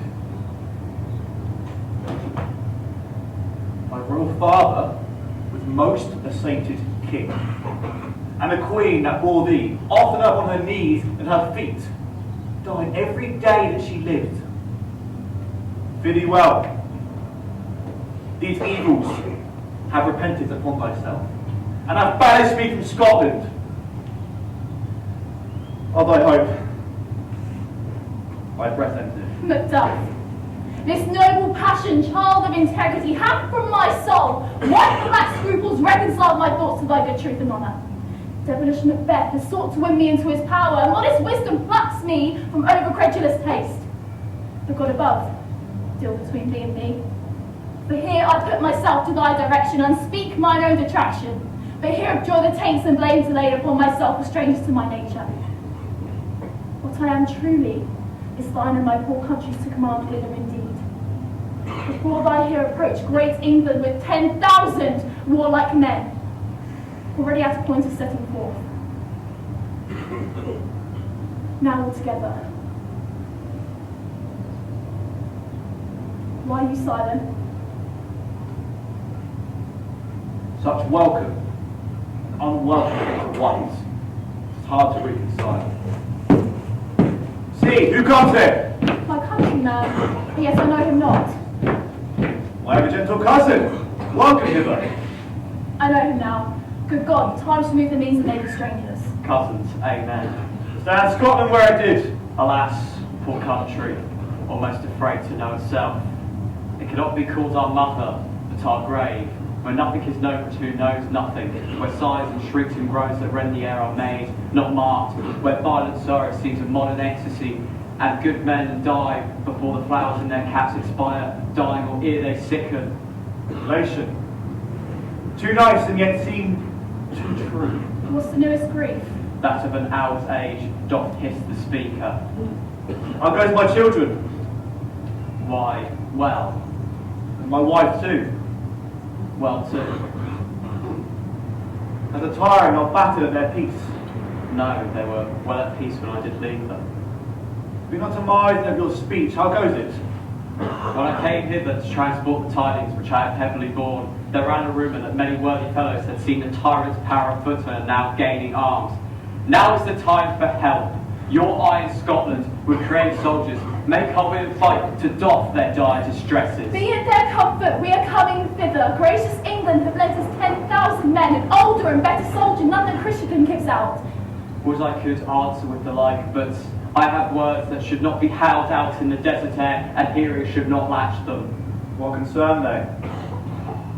The main part pertains to you alone. If it be mine, keep it not from me. Quickly let me have it. Let not your ears despise my tongue, for it possesses the heaviest sound that you'll ever hear. I guess that's it. Your castle was surprised, your wife and babes savagely slaughtered, and to relate to the manner, to add on the death of you. Merciful heaven, give sorrow words that grief did not speak, whispers to the overall heart that bids it break. And my children too. Wife, children, servants, all that could be found. I must be from hence my wife. Children too. I have already said. Be comforted. Let us make medicines of this great revenge to cure this deadly grief. He has no children! Oh, my pretty chickens! Did you say all? Oh, how quite all! Oh, my pretty chickens! And they're down at one fell swoop! Dispute it like a man. I shall do so. But I must also feel it like a man. I cannot but remember such things once so precious to me. Did heaven not look on, and would not take their own part? Shameful Macduff. They were all struck to thee, naught that I am. Not for their oath of merit, but for mine. For slaughter on their souls. Heaven, rest them now. Be this the whetstone of your sword. Let grief convert to anger, blood, not the heart, enrage it. Oh, I can play the woman of mine eyes, and the bread of my tongue. Oh, gentle heavens, cut short all intermission, front to front. Bring me thou, this fiend of Scotland, and myself, and let my sword's length set him. Our power is ready. Our lack is nothing but our leave. Macbeth is ripe for shaking. And the powers above put on our instruments. Receive what cheer you may. The night is long but never finds the day.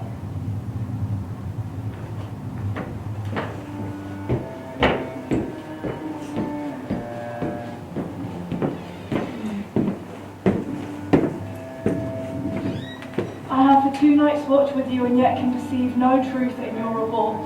When was it she last walked? Since Her Majesty went into the field.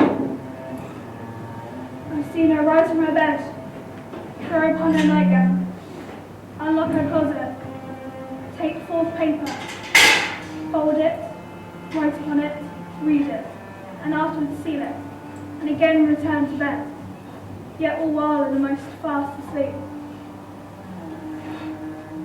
A great perturbation in nature, to both receive the effects of sleep and do the benefits of watching. In the slumbery agitation, besides walking and other actual practices, what at any time have you heard her say? That so shall not be caught after her, You may to me, and 'tis most meet you should. neither to you nor anyone, having no witness to confirm my speech.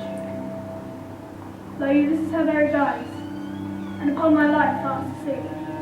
Observe her, stand close. How came she by that light? Why, I stood by her. She has a light by her continually. It's her command. You see her eyes are open. Aye, but the sense is shut. What is it she does now? Look, how she rubs her hands. It's custom action with her. Even as washing her hands. I've known her continue this for a quarter of an hour. Yet here's a spot. Hark, she speaks. I will set down all what comes from her, to satisfy my remembrance the more strongly. Out, damn spot, out, I say. 1, 2. Why then 'tis time to do it. Fie, my lord, fie, a soldier and a feared. What needs we know who fears it when none can call our power to account? Yet, who would have thought the man to have so much blood in him? Do you mark that? Thane of Fife had a wife. Where is she now?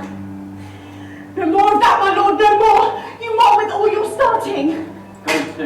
Go to, you know what you should not. She has spoken what she should have not, I am sure of that. Heaven knows what she has known. Yet here's a smell of blood still. What will these hands never be clean? What a sigh is that. The heart is sorely charged. I will not have such a heart in my bosom, to the dignity of my body. Well, well, well. Pray God of me, sir. This disease is beyond my practice.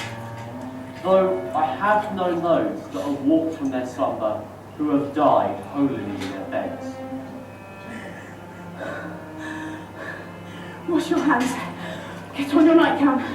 Look not so pale. Banquo is dead, I tell you again. He cannot come out on's grave. Even so.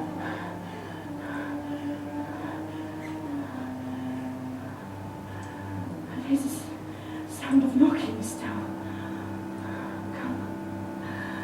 Come, give me your hand! We should go now. To bed. Directly. Our wisdoms are war. Unnatural deeds do breed unnatural troubles. Infected minds, their death pillows will discharge their secrets. More needs she the divine than the physician. God help us all. Look after her. Remove from her means of all annoyance and still keep eyes on one hand. To bed. What's done cannot be undone. To bed. To bed.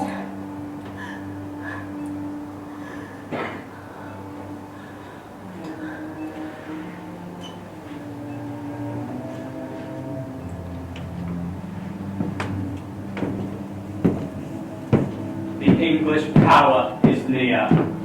Led on by Malcolm, his uncle Seward, and the good Macduff. Revenge is burning them, for their dear causes would to the bleeding and grim alarm excites the mortified man. In Burnham Wood shall we will meet them. That way are they coming? With many unruffled youths that protest their first of manhood. What does the tyrant? Great Dunsinane she strongly fortifies. Some say she's mad, others that lesser hater do call it valiant fury. But for certain, she cannot buckle her distempered cause within the belt of rule. Now does she feel her secretive murders sticking upon her hands. Those she commands move only in command, nothing in love. And now does she feel her title hangs loose about her like a giant's robe upon a dwarvish thief. Who then shall blame? Her pestilential recourse does condemn itself for being there. Well, march we on, to give obedience where it is truly owed. Eat we the medicine of the sickly will, and with her pour we in our country's purge each drop of us. Or so much as it needs, to do the sovereign flower and drown out the weeds.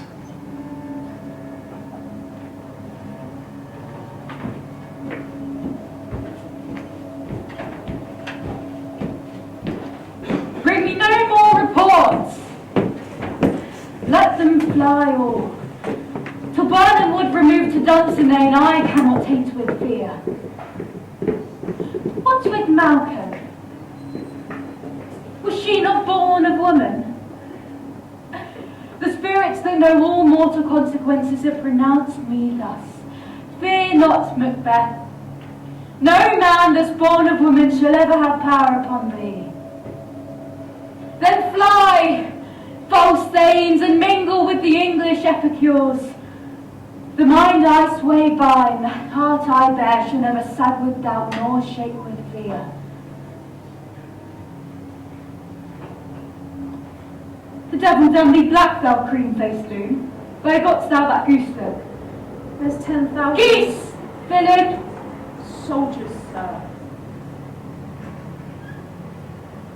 Go prick thy face, and overread thy fear thou lily livid by. What soldiers, Patch?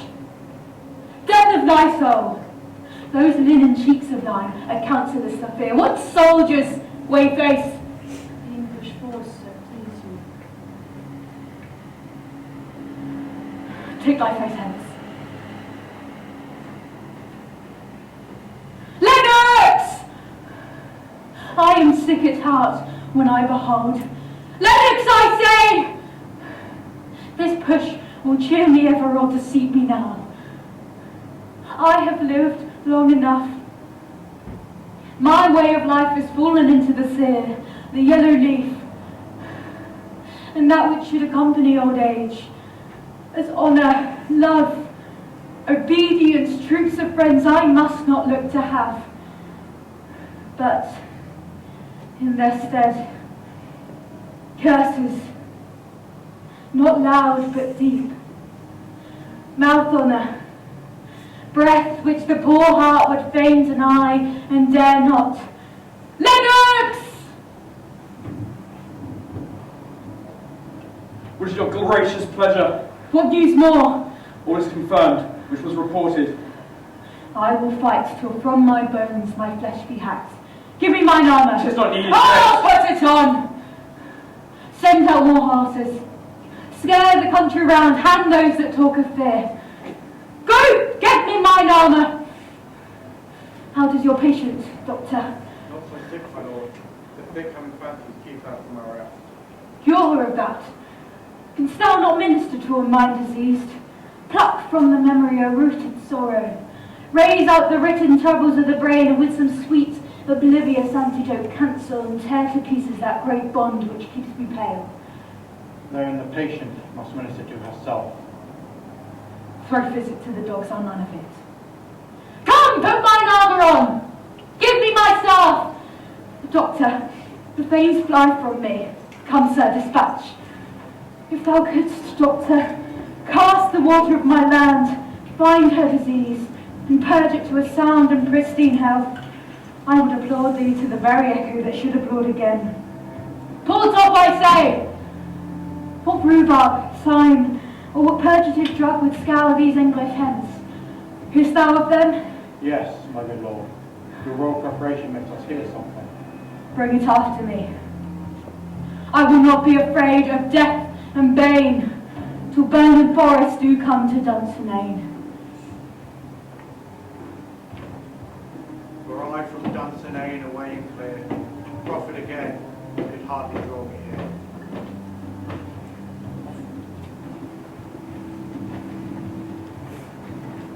Cousins, I hope the days are near at hand, the chambers will be safe.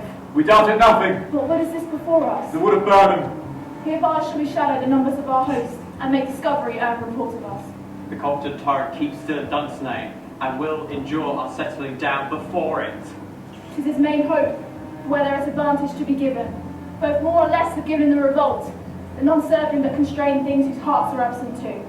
that our just censures attend the true event and puts we on industrious soldiership. The time approaches to let us know what we shall say and what we shall own. More speculative that on your hopes relate, but certain issue strokes must arbitrate. Towards which advance the war.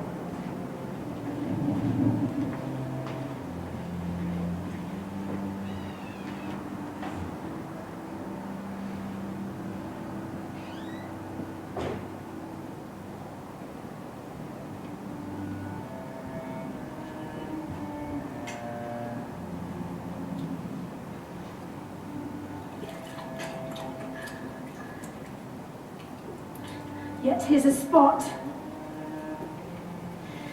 Out, damn spot! Out, damn spot! Hang out our banners on the outward walls. Out, damn spot! The cry is still they come. Our castle's strength will laugh a siege to scorn. Out, damn spot! Here let them lie till famine and the ague eat them up. Out, damn spot! But they're not forced with ours that should be ours. We might have met them dareful. Beard to beard, beat them backward home. Come away, come away. What is that noise? It is the cry of women, my good lord. I've almost forgot the taste of fears.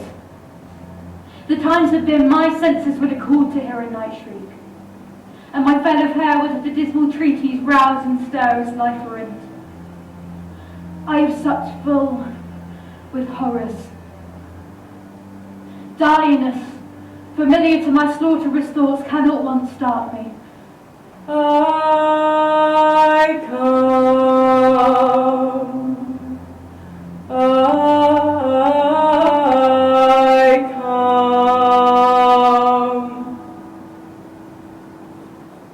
Wherefore was that cry? The Queen, our lord, is dead.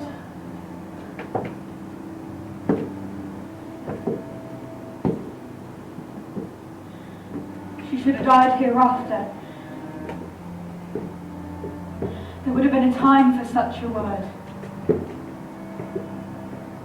Tomorrow, and tomorrow, and tomorrow creeps in this petty pace from day to day to the last syllable of recorded time. And all our yesterdays of lighted falls away to dusty death. Out! Out, brief candle!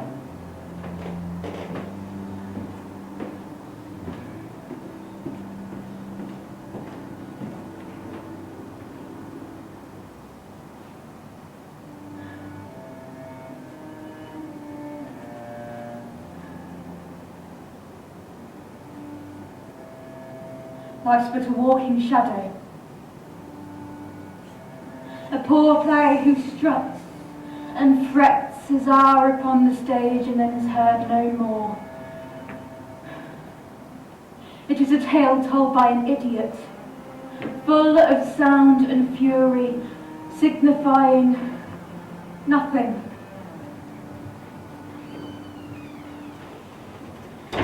Thou comest to use thy tongue, thy story quickly. Gracious my lord, I know what I need to report, but not know how to say it. Well, say, sir. When I stood my watch on top the hill, I looked towards Burnham, anon. Methought the wood began to move. Liar and fiend! Let me injure your wrath if it not be so, but I say, a moving grove. If thou speakst false, upon the next tree shalt thou hang alive till famine cling thee. If thy speech be sooth, I care not if thou dost for me as much. I put in resolution, and begin to doubt the equivocation of the fiend that lies like truth. Now near enough, throw down, and show like those you are. Do we but find this tyrant's power tonight? Let us be beaten if we cannot fight. Make all our trumpets speak. Give them all breath. Those clamorous harbouring the blood and death. Fear not. Burnham Wood do move to Dunsinane. And now a wood moves toward Dunsinane. Arm! Arm and out! If this which you vultures does appear, there is nor flying hence nor tarrying here. I gin to be a weary of the sun, and wish the estate of the world were now undone. Ring the alarm bell! Blow wind! Come rack! At least we'll die with harness on our back.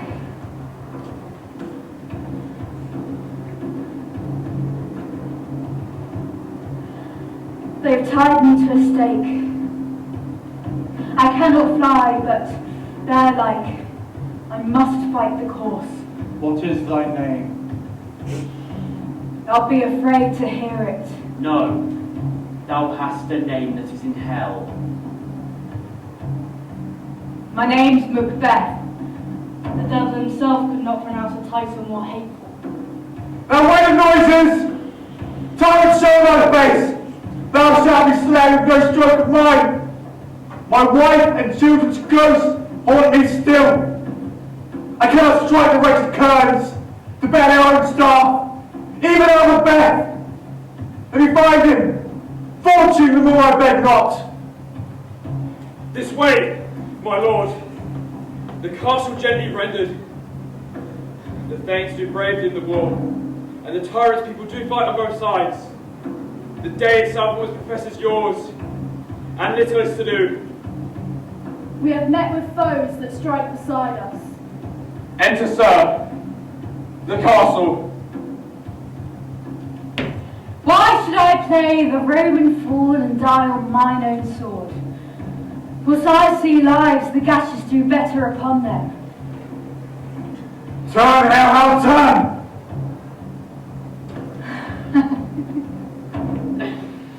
Of all men else I have avoided thee. But get thee back, my soul is too much charged with blood of thine already.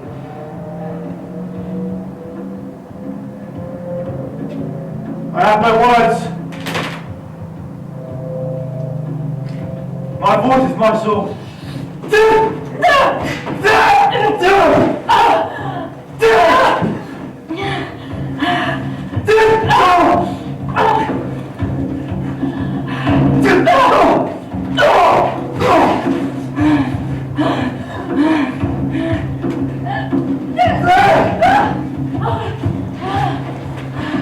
Thou losest labour.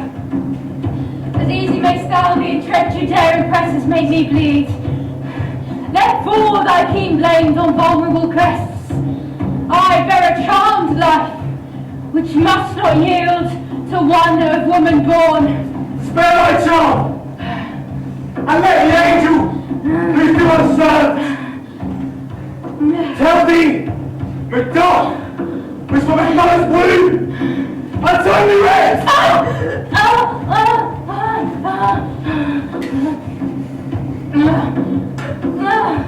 Accursed be the tongue that tells me so, for I've cowed my better part of man. And be ye struggling fiends no more believed. The pelter with us in a double sense. They keep the word of promise to our ear and break it to our hope. I'll not fight with thee. Thee, coward! I'll show the gates through! Heaven will pull! And under it! Here may you see!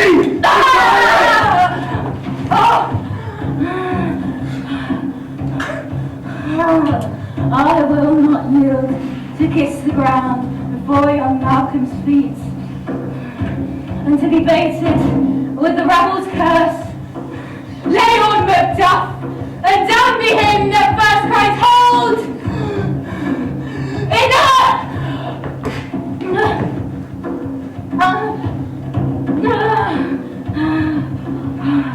Hail, King! Bestow our arms! There stands the bird's cursed head. Let us speak salutation in their minds. The time is free.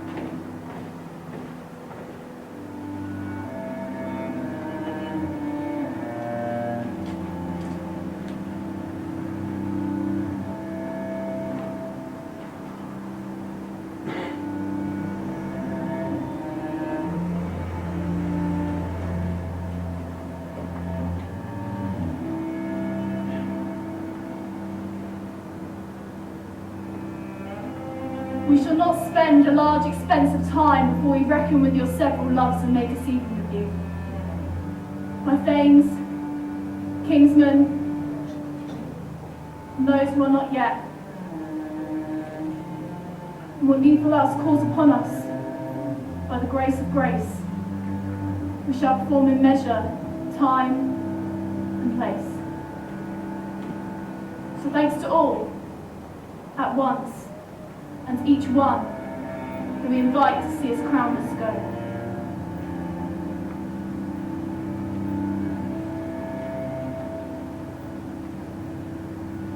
When shall we three meet again?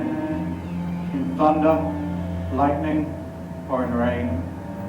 When the hurdy-burdy's done, and the battle's lost and won. That will be ere the set of sun. Where the place? Upon the heath, there to meet Macbeth. And on. Fair is foul and foul is fair. Hover through the fog and filthy air.